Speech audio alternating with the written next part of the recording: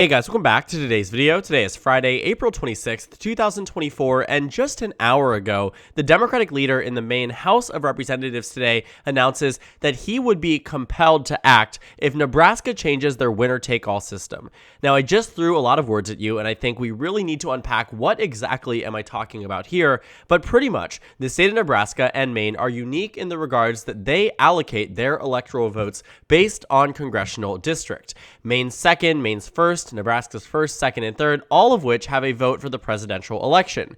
And for years on end, this has largely just been sort of an independence process for these congressional districts to have a unique say as to who they want to become the next president of the United States. But never really did they ever differentiate from the rest of the state. If Maine was voting blue, so were both of their districts, and same thing with Nebraska if they were voting red.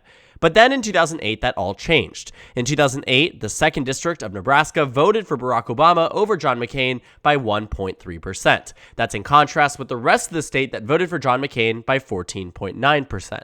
And so these other districts here were overwhelmingly John McCain, but that 2nd District ultimately went to President Obama. Unlike, again, every other state in the country, including the state of Maine for the sake of this election, had voted the same way that their winner-take-all system traditionally works. Whoever wins the state wins the electoral votes. But then in 2016, the first time happened on the Republican side in the state of Maine, in which Nebraska's 2nd district went red, as did the rest of the state, and then Maine's 2nd congressional district also went red. And so Democrats looked at that and said, now Donald Trump has an opportunity to win in a district that previously Barack Obama had won in 2012, Obama won here by 8.6. In 2008, won here by 11.3. And so in 2016, when Trump won the district by 10.3, it was a warning sign to Democrats that Maine might become more competitive, but ultimately still was voting blue at large and in the 1st district. But then in 2020, things went on the flip side. Maine's 2nd went red, but Nebraska's 2nd went blue. And so in a way, they equalized each other out. Now, Nebraska Republicans are trying to get an upper hand on Democrats, and they have a mathematical reason for doing so.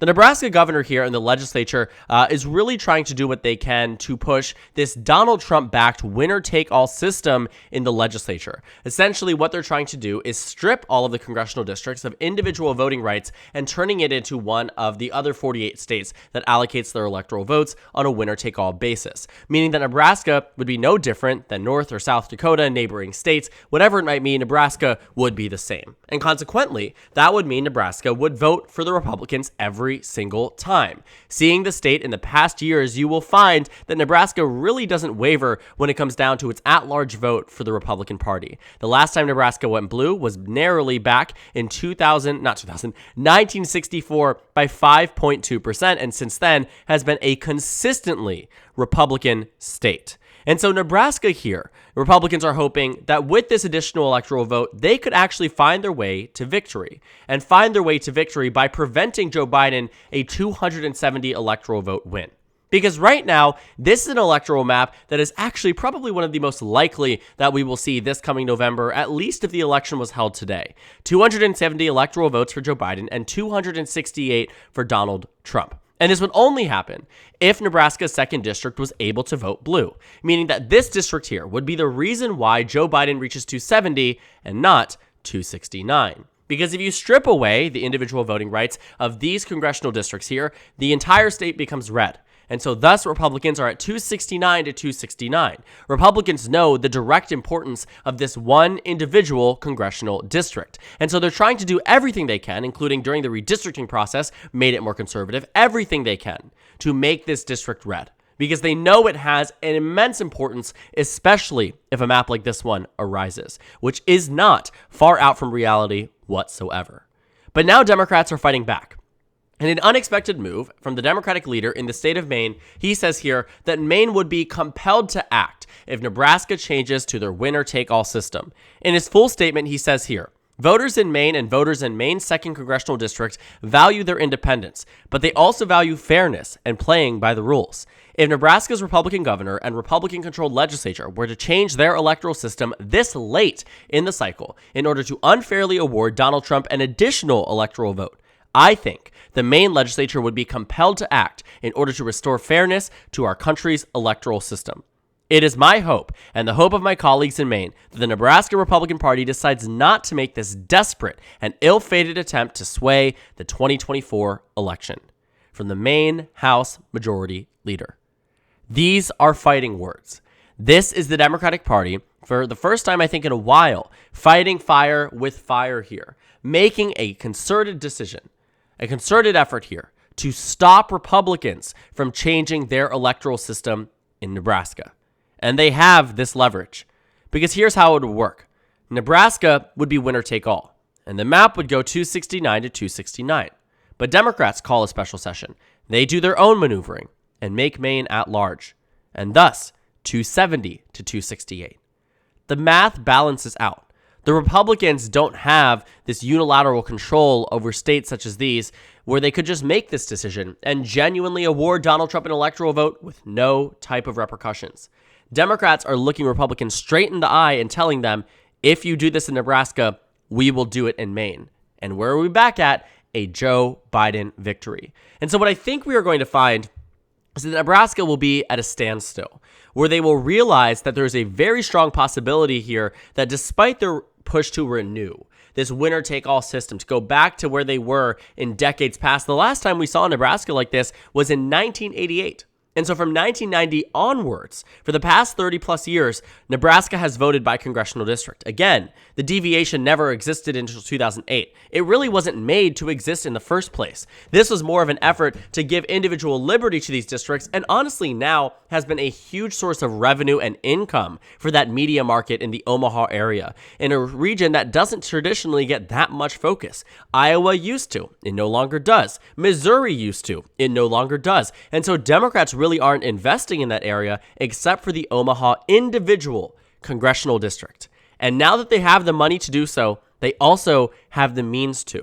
And so it looks like field offices will be opening up in Omaha. Investments will be made into the state. Pretty much both Democrats and Republicans will be a huge source of income that will cease the moment that that second district no longer matters. Democrats will never invest in Nebraska again. Republicans, quite frankly, will never invest in Nebraska again either, because they can rely on that electorate no matter if they spend $0 or $10 million. Nebraska will vote red. And so when you see decisions like these, there will be a direct impact on the state's economy in the Omaha region. And not to mention now, Democrats are saying, should you try to make that move, so will we. And I think it's very interesting too, because again, for the first time in a long time, we have seen that, Maine itself has been a district, a state that really has been Democratic, but has now twice voted for Donald Trump by similar margins. 2016, 10 points, 2020, 7 points. I don't imagine it'll go to Joe Biden. I don't think that this is some type of 4D chess move from the Maine Democratic Party here, where they think Maine's 2nd District is going to go red. But what I do think, though, too, is that what you're going to find is that because there won't be as worthwhile investments in Maine's 2nd District for the presidential, the congressional race there will be more likely to continue to vote blue. It went here to Jared Golden by 6.1. In 2020, went to Jared Golden by 6.1 again. In 2018, flipped to Jared Golden by a margin of 1 percentage point here. Democrats invest in Maine's 2nd District not only for the presidential, but also for the down-ballot races there. The same thing can be said on the House races when it comes down to Nebraska. That 2nd District, Don Bacon won by 2.7. In 2020, he actually won by more. And so they made the district 3 points more Republican, and yet the margin was narrower. This 2nd District is going to flip sometime soon. The 2nd District of Maine, probably not here. And so Democrats actually might come out with a net positive should Nebraska try to force their hand on this, and then ultimately the Trump campaign pulls out of Maine, Biden campaign pulls out of Nebraska, but in off years where the Democratic strategy is only focused on the 2nd District for a congressional race here, Democrats have a lot higher chances of winning a 2nd District that was lost by 2.7 than a 2nd District that was lost by 6.1 for the GOP. And so Democrats could look at this and say, maybe this actually works in our favor. And so I think it's a very interesting, situation to be put in on both sides of the aisle, but ultimately the message is clear here. If Republicans do it, so will Democrats. And so Republicans at first blocked this system. They said we're not going to do this, but the Republican governor is insistent. But I don't know how insistent he is going to be now that the Maine Democrats have commented on this. I think Republicans have looked at this from the lens that they were willing to do something that in some cases Democrats might not have been willing to do. I think a lot of Republicans in Nebraska and across the country were under this impression that Democrats in Maine just simply wouldn't do that to their constituents. This is a very, very big change, and it clearly is one that is made to benefit one political party over the other. It doesn't really matter that Nebraska is Republican and that Maine is Democratic. I think the estimation here is that the public would be upset. And I don't doubt that they would be upset in the state of Maine as well. But I think the Maine Democrats are looking at this from the lens that it is worth more to equalize the electoral map and to maybe anger their constituents the same way that the Nebraska Republicans likely would as well. But it's worth it, because it prevents some very, very negative things from happening for their political party. I think Democrats are looking at this again and realizing that, you know what? At some point, they were going to have to make this decision. At some point, they were going to have to combat and fight fire with fire, and I don't think it was expected to come this soon. I think when we saw the states themselves vote differently, for example, when Maine's second went to Donald Trump instead of Hillary Clinton, I think the expectation here was that Maine Democrats were going to try to explore some option. And I'm sure there was some initial conversation, but never did it get this far, and never did they really consider changing it just months before the election.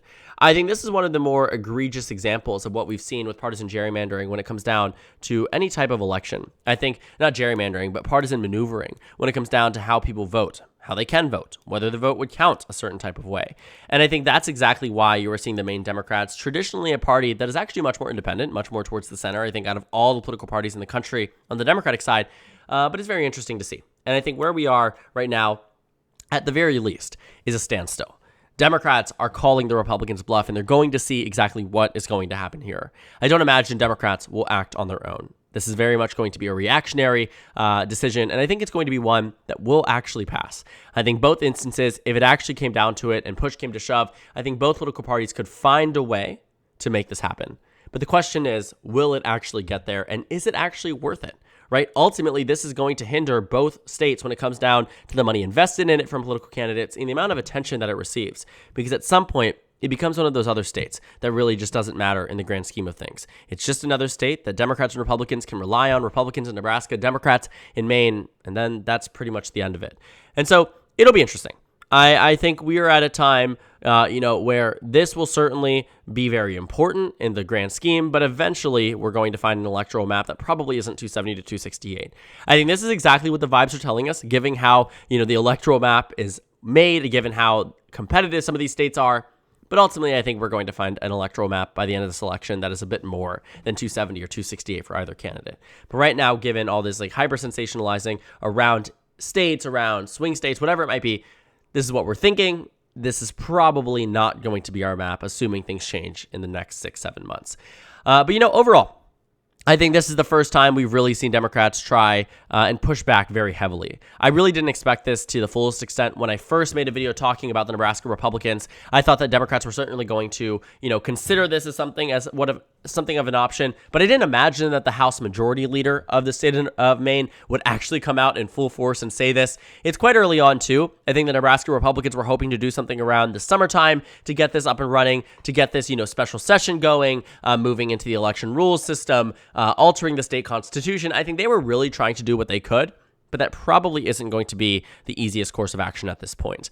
It will be very, fascinating to watch. I think this debacle will also split a lot of the Republicans in this state. You only found that about 8 Republicans in Nebraska out of the 30 that could have voted for this effort decided to back it. I think getting out of committee and getting to an actual vote here. And so I believe at least now there's a considerable portion of the Nebraska Republicans that look at this and say, this is not what we're going to do. They're just going to do the same exact thing in May. And so there's really no Maine, and there's really no point to it. And I think that's a fair assessment. I think that's really what, we can expect of the Republican Party, to be pragmatic in this sense and say, this is not going to make sense. And it's ultimately not going to do much. The state of Maine itself is, of course, at a unique point of interest, too, because we have seen it go very significantly different in elections. In 2012, Obama won the 2nd district by 9. In 2016, Trump won it by 10. So that's a 19-point swing and then a 3-point swing to the left. I don't imagine that Maine's 2nd district is going to revert back to being a Democratic district after Donald Trump either. I think ultimately this district did love President Obama, but was never really as locked in as Democrats as we think. The districts themselves were just a little bit more lopsided in favor of the Democratic Party, but now, reasonably speaking, is pretty conservative and is probably going to stay that way. Jared Golden, the Democratic incumbent here, will probably oppose an effort to try to combine the districts here to try to win over some support from those Trump voters in the 2nd District that now have a direct say in what Maine is actually doing on the national map here. Of course, they did when it was a statewide vote, but more so than other states traditionally offer. And so I think we're going to find some prominent Democrats in Maine probably disagree with this, the same we've seen some prominent Republicans disagree with this decision. And ultimately, I think we'll find out that by the end of this election, neither state is going to change the rules because it doesn't make sense financially, it doesn't make sense politically, but it means that Republicans are not going to get this upper hand advantage that they were hoping for through Nebraska's 2nd District. So thank you guys so much for watching this video. Make sure to comment down suggestions below. Subscribe on the left if you haven't already, and check out the Instagram and Twitter. At the bottom left of the screen, there's also a Discord server for you to go ahead and join. On the screen, there's a video you can watch, then a playlist for my 2024 election analysis videos. Again, thank you guys so much for watching, and I will see you all later today.